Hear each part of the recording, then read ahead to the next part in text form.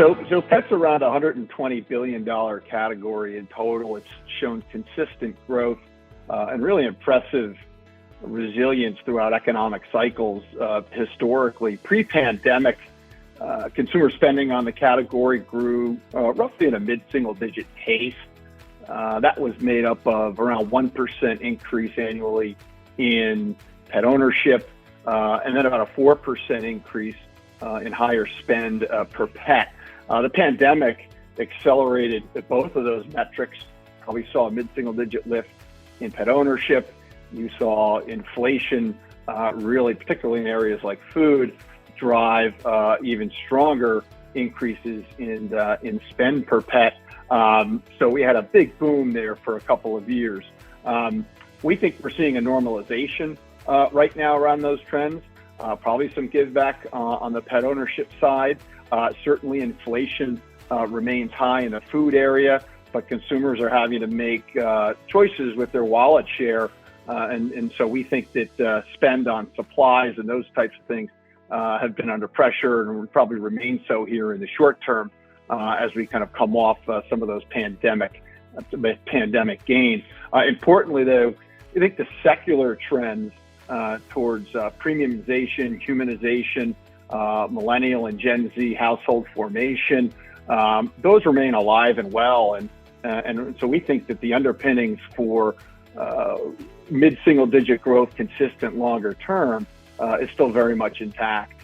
With respect to the humanization trend, the humanization trend shows up in a number of ways. It's not just spending on healthier and better for you pet foods. It's higher demand for pet services and healthcare. And it's also demand for higher end supplies. Interestingly, around humanization, we've started to see that trend extend beyond traditional companion animals like dogs and cats and start to move into some of the backyard animals, including chickens. Anyone familiar with the Tractor Supply stories knows just how important backyard chickening has become.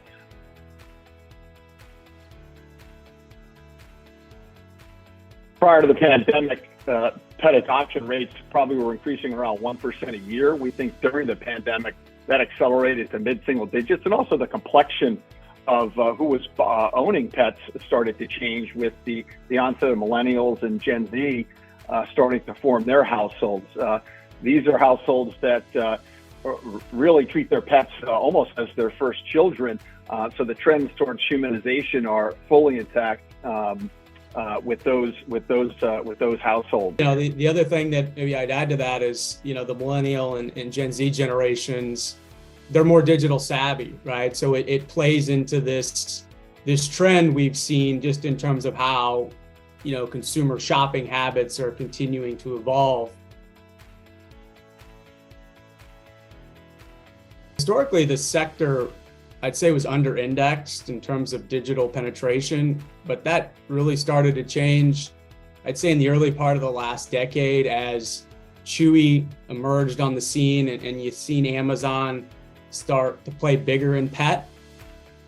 This evolution in consumer shopping habits, it really caught many of the traditional pet retailers off guard, and they were forced to retool their business in order to ensure they could effectively compete in what was becoming an increasingly digital world.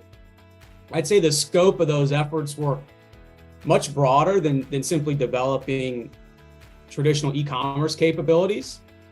We've seen retailers really double down on services as a means to drive differentiation versus the pure play online competitors, and that also helps drive traffic to the stores. And I'd say the other foundational change was around using stores as fulfillment assets. So offering the pet parent convenience and flexibility when it comes to fulfillment.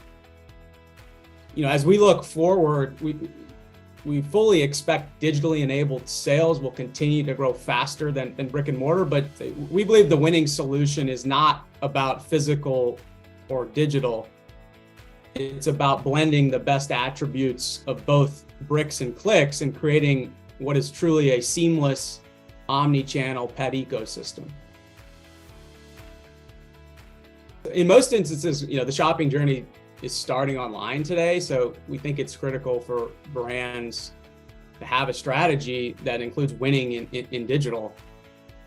One of the key trends, I'd say, that continues to rise in popularity, and one we believe is important for the brands, but also as well as the retailers to capitalize on, is just the rise in subscription services. Right? Pet parents love the convenience of repeat delivery, and as a brand, you benefit from this sticky, recurring revenue stream and this constant touch point, with your consumer base.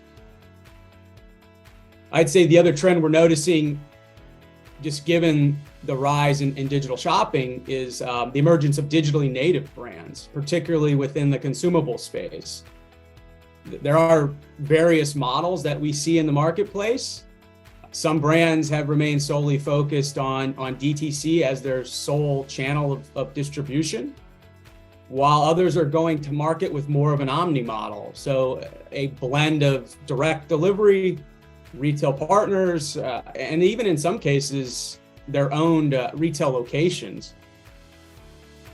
Really, at the end of the day, companies, both brands and retailers, they're evolving to not only provide pet parents what they want, but also provide them access to products and services how and where they want to shop. Inflation, it's been elevated across the economy and the pet industry, particularly within the consumable space. It's not uncommon, based on the brands we track, the retailers we track, to see 20 plus points of cumulative pricing over the past few years. And while pet food is not completely immune to unit elasticity, we haven't seen much evidence of trade down. I think that reinforces the humanization trend within the category.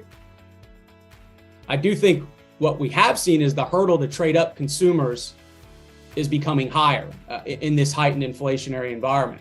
But so far, the consumables business has been very resilient. Growth has been strong. A lot of that has been aided by passing through price.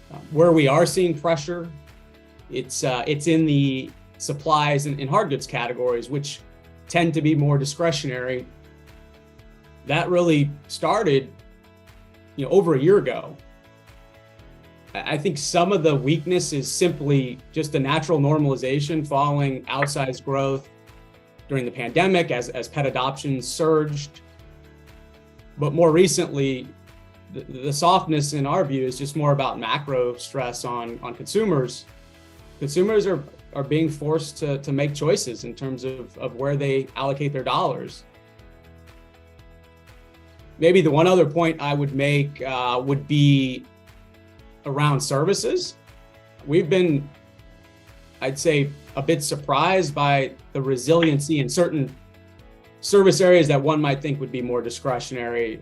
Take grooming, for example. That's been a business that has, in the face of a lot of inflation just across the broader economy, has held up, remarkably well, and that's encouraging to see. Generally speaking, investors maintain, I think, a positive long-term bias towards the pet category, but near-term sentiment is clearly more muted as we go through this post-pandemic normalization process. Demand for supplies has been soft for a while now, as inflation in pet food has been crowding out spending in those more discretionary areas, and as well as in a situation, we've also seen some weakness in supplies as we digest some of the ownership trends that we saw during the pandemic. So fundamentals at the publicly traded pet companies have not been great as of late. Not unlike many categories we cover, pet has a bit of a pandemic overhang or pandemic winter overhang to it from an investor standpoint.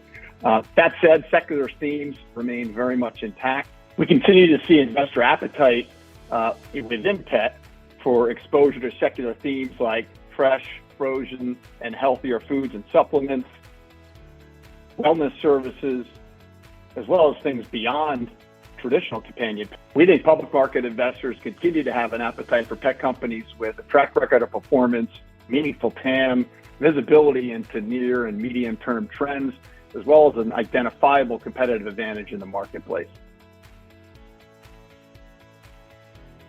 One of the most exciting trends underway in pet is the premiumization in food and the trend towards fresh pet foods. It's a category that's grown to about $1 billion currently, and market estimates have it reaching $4 to $5 billion over the next several years. So we think fresh and frozen fresh is one of the most disruptive parts of the pet food story over the next several years.